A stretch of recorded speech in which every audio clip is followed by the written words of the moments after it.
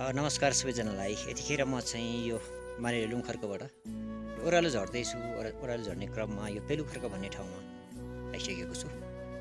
र पेलुखर्कमा चाहिँ बाटोको छेउछाउमा यति धेरै फुलहरू राम्रो राम्रो जडीबुडी जन्य फुलहरू फुलिराखेको रहेछ।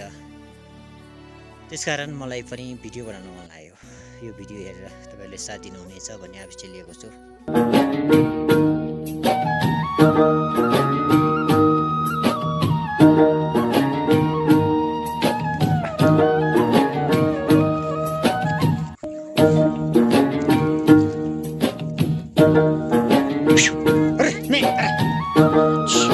नमस्कार सबैजनालाई।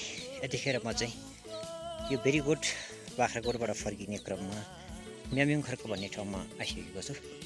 र म्याम्युङ खर्क आइपुग्दाखेरि हाम्रो यो परम्परागत यो घुम्दीकोटमा चाहिँ यतिखेर चाहिँ यसरी चाहिँ खर्काको छेउछाउमा आवाज चाहिँ यो गोरुहरू चाहिँ नजुरोस् भन्नको निम्ति अब यसरी चाहिँ बार लगाएको हुन्छ। बाटोमा मेन गेटमा यसरी चाहिँ लगाएको हुन्छ।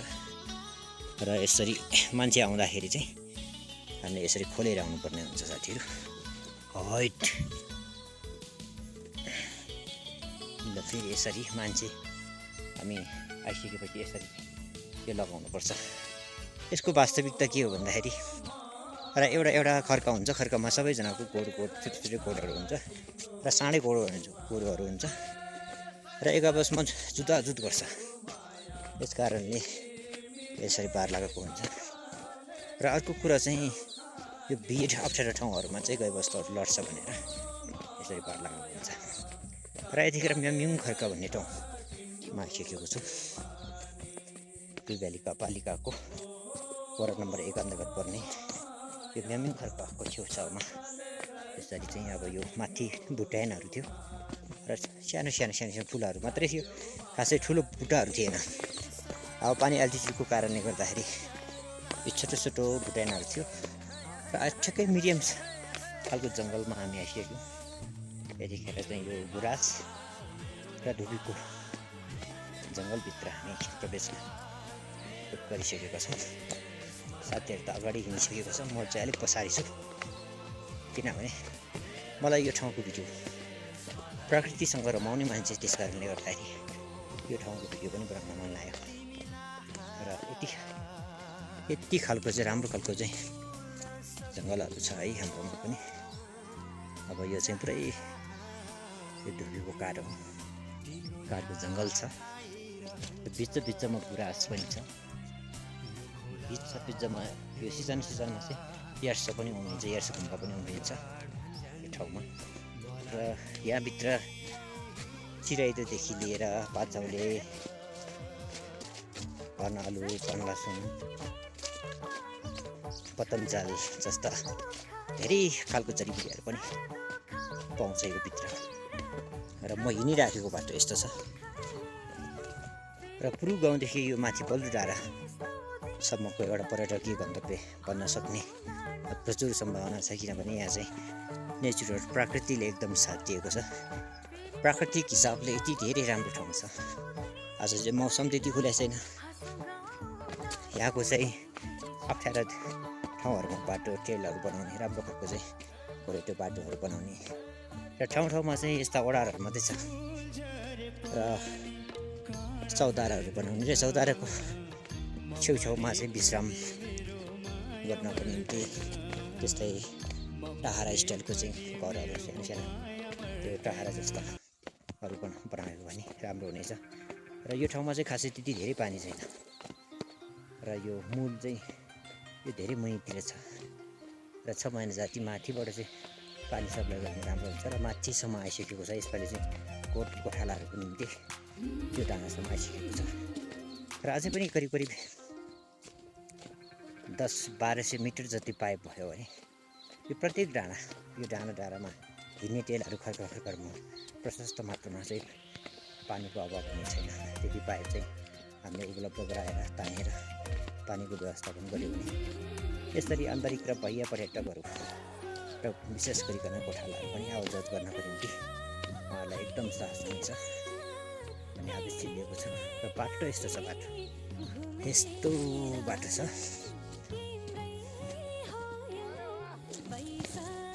प्राकृतिक सम्पदाले एकदम भरिपूर्ण ठाउँ हो यो। र क्रिस्टलहरू यसरी चाहिँ हामी बाटोमा हिँड्दै गर्दाखेरि पनि यो पानीले यसरी खल्डा खानेको छ। यस्तोमा चाहिँ राम्रो खालको चाहिँ क्रिस्टलहरू बाटोमै टिप्न पाउँछ। आज म्याम्युङ खर्क आइसकेको छ है। म्याम्युङ खर्क आइसकेको छ। म्याम्युङ खर्क पुरानो चाहिँ यस्तो खर्कहरू छ। ढुङ्ग्रीको सिस्टम बनाउँदाखेरि यो 3 महिना जस्तो यो चौरी गोडाहरू यस्तो गाई गोडाहरू चाहिँ यता बस्छ। मेरा सहकर्मी साथीहरू पनि यता हुनुहुन्छ। पुरा यहाँ बाख्रावालाहरू पनि हुनुहुन्छ हैन। हे हेलो नमस्ते। र हामी म्याम्युङ खर्क है, यो म्याम्युङ खर्क आइसक्यो है साथीहरू। यो भिडियो कस्तो लाग्यो, के लाग्यो, सल्लाह सुझाव प्रतिक्रिया दिन भने नभुल्नु होला भन्दै यहाँहरूको माझबाट बिदा हुन चाहन्छु। सबैले नमस्ते, यहाँहरूको दिन शुभ रहोस्।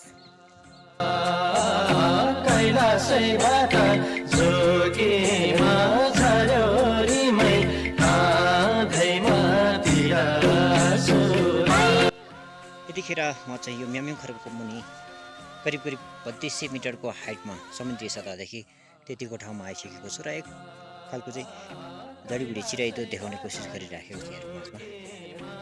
र 2200-2500 सम्मको उचाइमा मात्रै तपाईँले चाहिँ चिराइतोको बिरुवा भेट्नुहुन्छ। तपाईँ यता हाम्रो रुबी भ्यालीमा यस्तो छ। र सबैभन्दा माथि हाइटमा हुने चिराइतो चाहिँ यस्तो छ।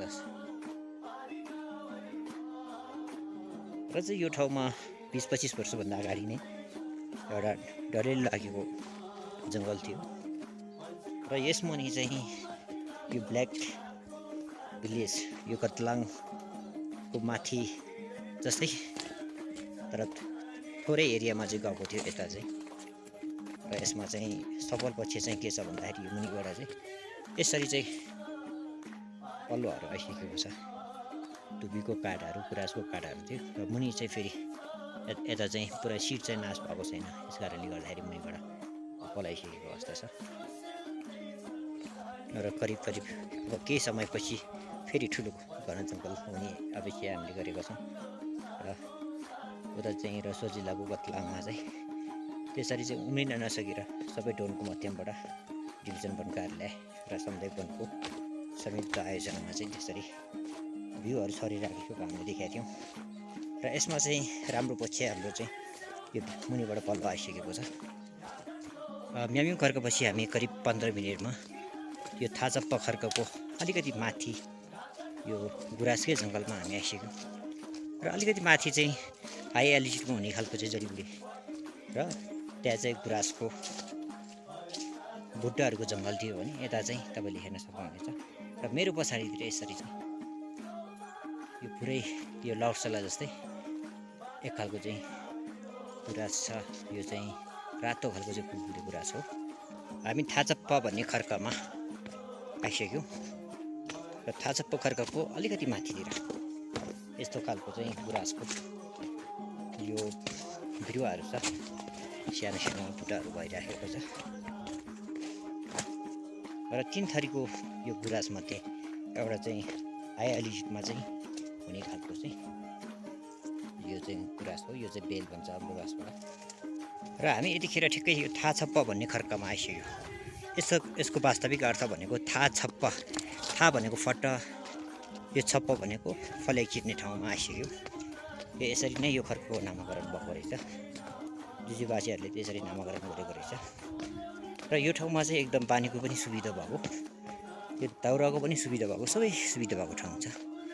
यता पनि हाम्रो यो बर्सातको समयमा यसरी चाहिँ गाई अनि गोरुहरू चाहिँ सबैजनाको मिसाएर चाहिँ ल्याउने प्रचलन छ। र यसरी चाहिँ यो परम्परागत हिसाबले यसरी बनाएको हुन्छ। काठ यो स्थानीय स्रोत साधनको प्रयोग गरेर यो काठ चिरेर चाहिँ माथि छाउने र मुनि चाहिँ ढुङ्गाको चाहिँ वाल, सुक्खा वाल चाहिँ लगाउने प्रचलन छ। र यसरी चाहिँ लगाउँदाखेरि हामी बर्सातको समयमा असार साउन भदौसम्म बोराहरू चाहिँ माथि ल्याएर राख्ने हाम्रो प्रचलन छ। यो प्रचलन अनुसार यसरी चाहिँ ठाउँमा 15-20 मिनटपछि एउटा खर्क पुग्छ। यसरी चाहिँ खर्काहरूमा एउटा बसेको हुन्छ। करिब 3 महिनाको बसाइ यो कोर्सतिर हुन्छ। अब चाहिँ ठुलो खालको कोब्रे सल्लाहको जङ्गल तपाईँले हेर्न सक्नुहुनेछ। एउटै बुट्टाको त्यतिखेर आएको।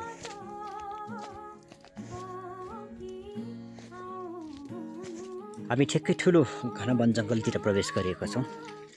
अहिले चाहिँ यो मेन्जु खर्कको माथि यो गोब्रे सल्लाह र गुराँसको जङ्गलतिर हामी आइसक्यो। एउटै तपाईँले गोब्रे सल्लाहको चाहिँ काठ यसरी हेर्न सक्नुहुन्छ। कति 50 फिट जति चाहिँ अग्लो छ। यसको मोटाइ पनि त्यतिकै ठुलो छ है। र यसरी चाहिँ ठुलो खालको जङ्गलतिर हामी प्रवेश गरेका छौँ।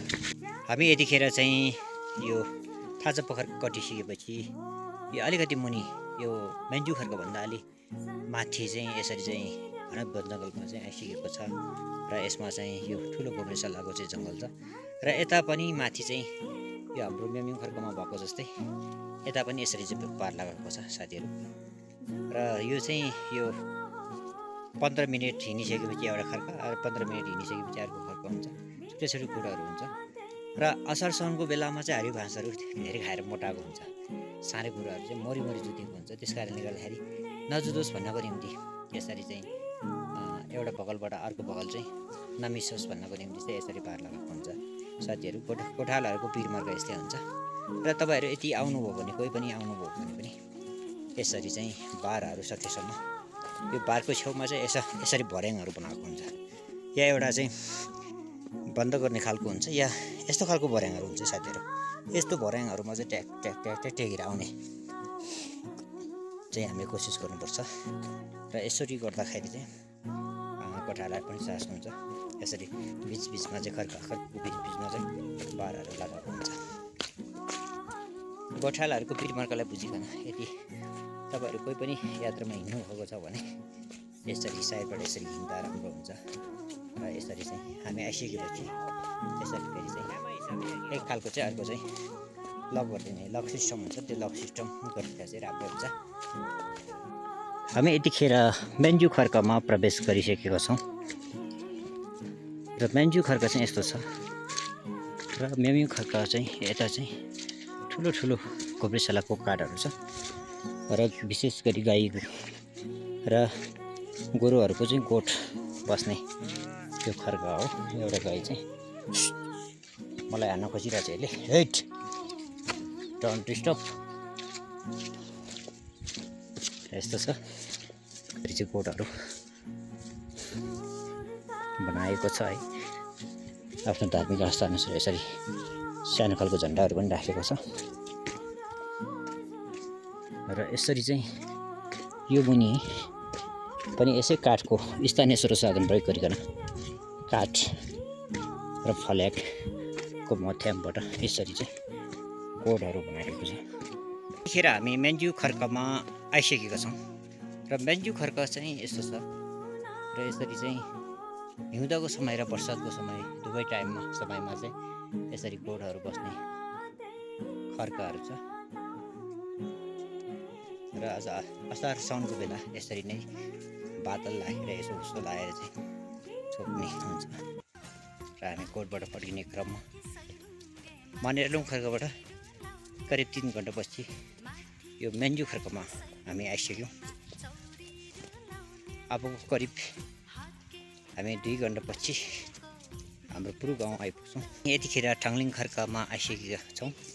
यो ठाङलिङ खर्कको वास्तविक नाम जुजुबाजेहरूले किन राख्यो भन्ने कुरामा चाहिँ तपाईँले यो खर्क देख्न सक्नुहुनेछ। यो चाहिँ हाम्रो हुक्का छ नि, हुक्का जुजुबाजेहरूले गोठमा बस्दाखेरि हुक्का खाने प्रचलन थियो। त्यो हुक्काको मुनि माथि चाहिँ आगो राख्थ्यो र आगोको मुनि चाहिँ सानो खालको चाहिँ हाम्रोमा चाहिँ सानो खालको ढुङ्गा जस्तो अथवा कुनै यो फलामको पाता जस्तो राख्थ्यो। त्यो खर्क जस्तै ठिकै त्यसको साइजको भएको हुनाले यहाँ चाहिँ ठाङलिङ खर्क नामाकरण गर्नुभएको रहेछ जुजुबाजेहरूले। ढाङ्लिङ खर्क र छुलेन खर्कको बिचमा हामी यो खोलामा आइसकेको छौँ। छुलेन खर्कमा भएको पानी यस्तो छ, सरल खालको, एकदम कञ्चन खालको, मिठो खालको छ। र हामी यतिखेर छुलेन खर्कमा आइसकेका छौँ। छुलेन खर्कमा चाहिँ यसरी छ है। यो छुलेन खर्कको वास्तविक नाम राख्नुको कारण चाहिँ यो खर्क सिमसर क्षेत्र रहेछ खासमा। र यसरी बोजो चाहिँ पुरै खेती गरेको जस्तो छ साथीहरू। प्रकृतिले आफै खेती गरिराखेको जस्तो। र उतापट्टि छेउमा चाहिँ खर्क छ। यो बोजोको माथि पनि यस्तो खर्क छ। यो यता साइडमा यो पानीको मुहान छ है। यो लिन्जो भएको लागि यो पानीको मुहान रिजर्भ ड्याम हो। र यति खालको यति धेरै राम्रो कञ्चन पानी छ यहाँ चाहिँ, एकदम शुद्ध। यो बोजोबारीबाट यसरी चाहिँ बोजोभित्रबाट चाहिँ पानी बगिरहेको छ। त्यो जहिले पनि म यसरी चाहिँ यात्रा गर्दाखेरि यहाँ पानी पिउने चलन छ साथीहरू, एकदम मिठो हुन्छ।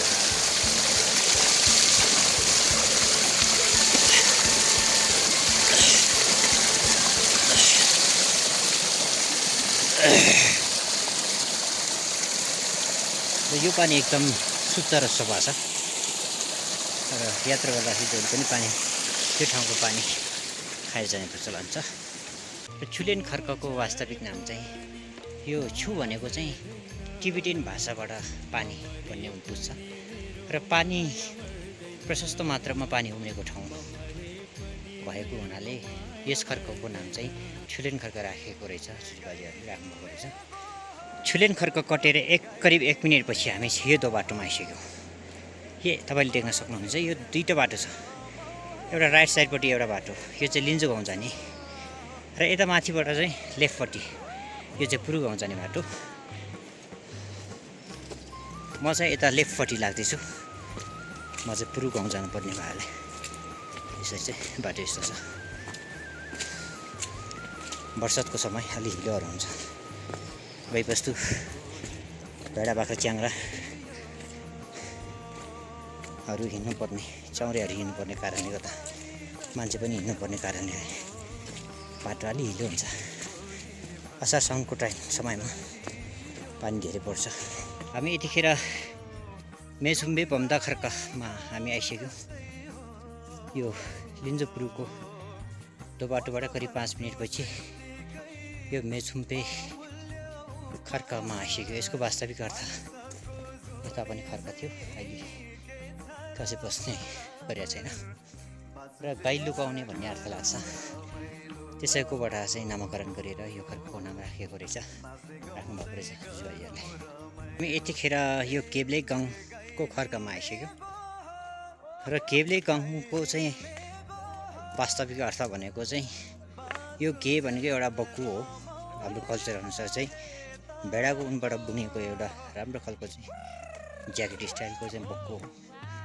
यो बक्कु यो तयारी गर्दाखेरि चाहिँ हामीले सुरुमा यसलाई मार्छौँ र मारिसकेपछि यसलाई सुकाउने चाहिँ ठाउँ रहेछ। त्यस कारणले यो खर्कको नाम चाहिँ यसरी नै नामकरण भएको रहेछ। अब मनेरालुङको यात्रापछि फेरि करिब 7 घन्टापछि हामी यो केब्ले फर्म एप्पल फर्ममा आइसकेको छौँ। र अहिले चाहिँ पुरा खुसी लागिरहेको छ। र तपाईँले हेर्न सक्नुहुनेछ यो मुनि चाहिँ यसरी चाहिँ एप्पल र पछाडिपट्टि चाहिँ कालिज गराउँदैछ है।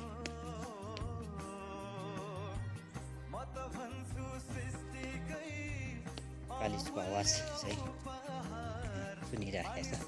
त्यसरी चाहिँ पर्खाल एप्पल फर्मको पर्खाल चाहिँ यसरी छ। र यसरी चाहिँ हाम्रो स्टोर घर पनि छ भने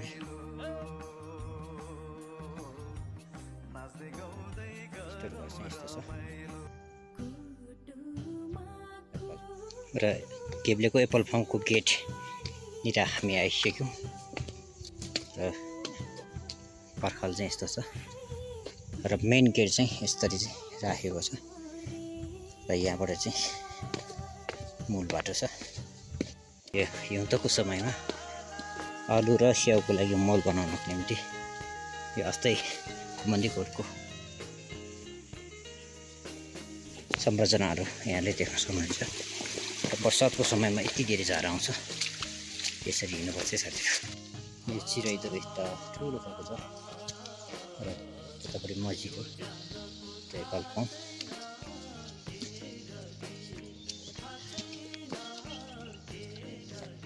बुकिट टिमुर मस्जिद हो, सेतो मछली